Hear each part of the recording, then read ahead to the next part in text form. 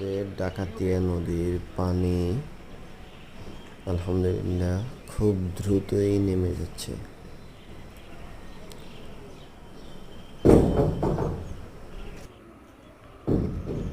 এখানে অবশ্য জমাটবদ্ধ পানি বেশি।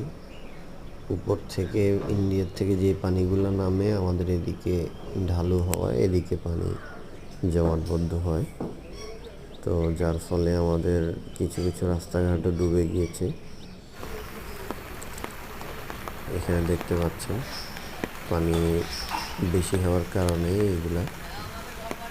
তো আলহামদুলিল্লাহ আস্তে আস্তে পানি নেমে যাচ্ছে, প্রতিদিনই কম বেশি পানি নামছে, আবার উপর থেকে পানি এখানে এসে জমাট হচ্ছে।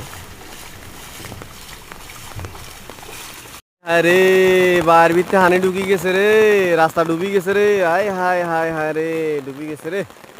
আর কদ্দুর আছে রে, আর কদ্দুর আছে। আরে পানি চা কেন ঢুকের পানি আঙ্গো হাতে মাছ জাল খেয়া রাহা হিলে জাল খেয়া।